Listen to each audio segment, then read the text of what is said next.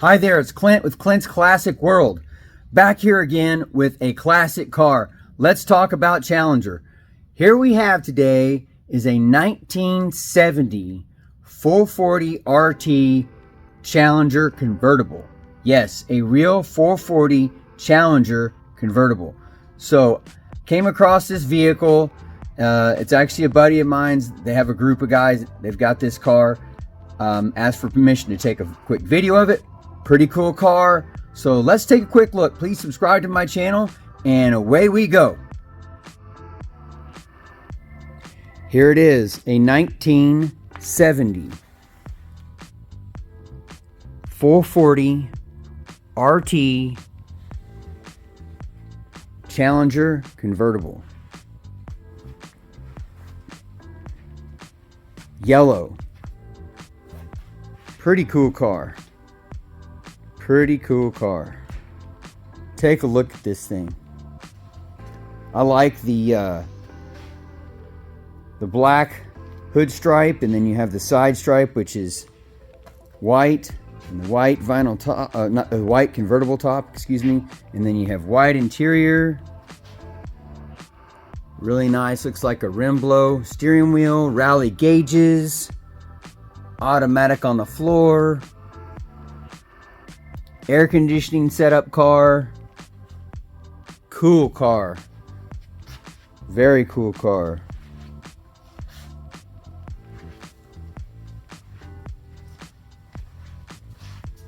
Here's the rear of the vehicle.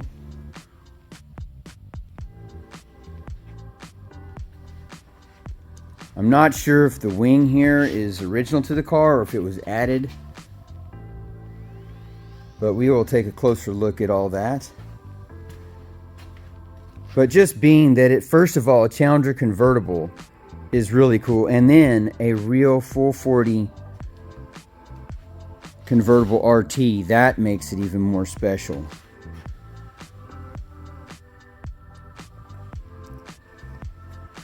So let's take a look here. Of course, it has hood pins. Let's take a look here. You can see that it's a U code JS27.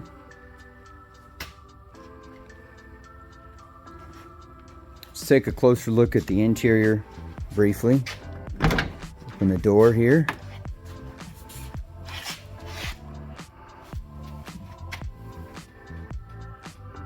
Panels.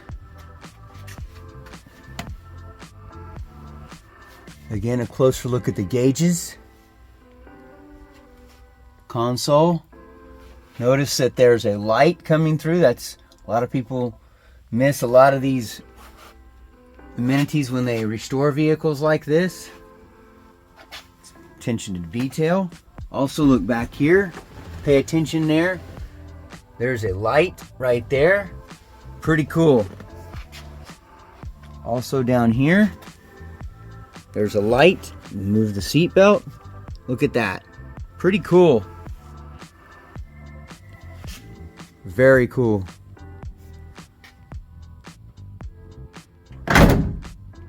Shuts well. Door shuts well. Awesome. Let's take a quick look at the engine bay. Here's the engine bay of this Challenger convertible 440 RT. Something to note is it does have a rally hood, and this is correct. This is a correct 70 rally hood that would be correct for the vehicle.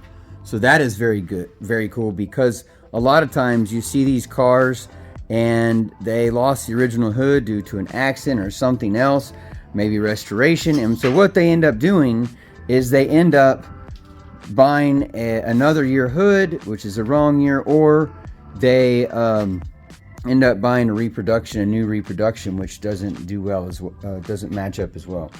So you can notice here the radiator is incorrect, but you know what? That's okay. It works. 26-inch radiator. Of course, this is air conditioner, as we noticed before when we looked inside the interior. Looks like a front disc brake setup car. Something that I would probably do is put a little black on that master cylinder there. You can see underneath the lines, which this is very common right here that they would put these lines right over the fender tag. But as you can see, there's the fender tag.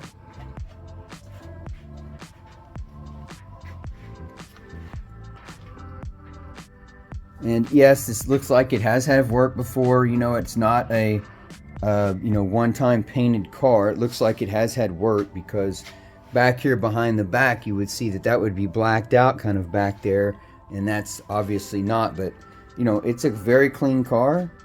So, and you know, I pay attention to detail is something I like to do, but as well, somebody still has kept this looking nice. And I also like that this right here is actually a correct valve setup for this vehicle. A lot of times people will buy the one you can just buy at the quick auto parts store, but that one is the factory one setup. But as well, they tend to leak and not work properly. But the thing is although they do that, it's still original to the car. So somebody did put that back correct, which is very cool. Just a few details here and there. It's the engine side. You can see the stove here on top. Wiper motor looks good. Looks clean. Looks like somebody did get some hoses and get some hoses that have the correct markings on them installed. It's a nice car. 440 U code convertible. Some cool options with it as well. Yeah, this would be one, even though I'm not a convertible fan, this would be one that I would be pretty interested in as well. Wow. Let's take a quick look at the undercarriage. Here's the undercarriage from the front on this Challenger.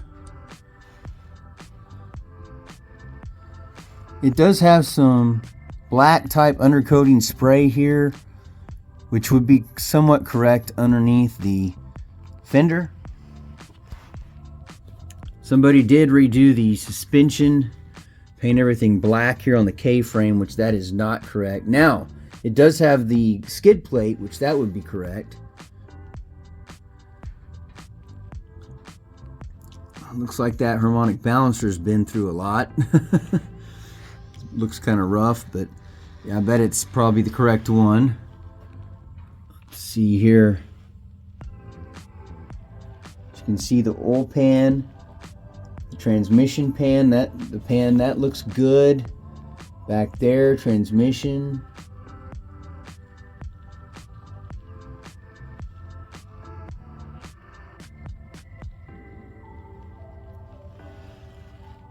You can see the lower control arms there, the upper control arms. Obviously the lower control arms should not be black. And you've got the disc brakes with the calipers. Let's take a quick look here. Can't really tell what number's on that caliper. It might be an original. Almost looks like it is an original setup.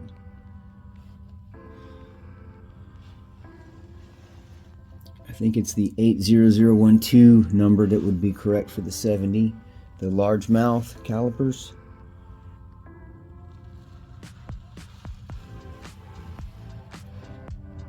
Pretty cool.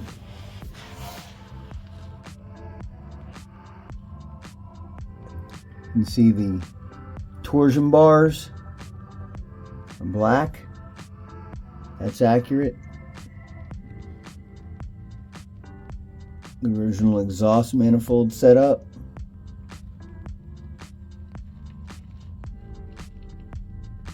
The undercarriage of this car looks pretty clean. If you look back there, you can see it's yellow. So somebody has done some good detail work to this. Let's look further back on this undercarriage and see what we can see from further back. Here's the undercarriage as well from further back, about halfway back. See here the torque boxes. Those are actually on pretty much all convertibles. Yes, this has been done in all yellow, it looks like, underneath to match the top, which that's it. I mean, that is really nice looking and it's cool and it's a restoration job, but is it accurate? No, it really isn't.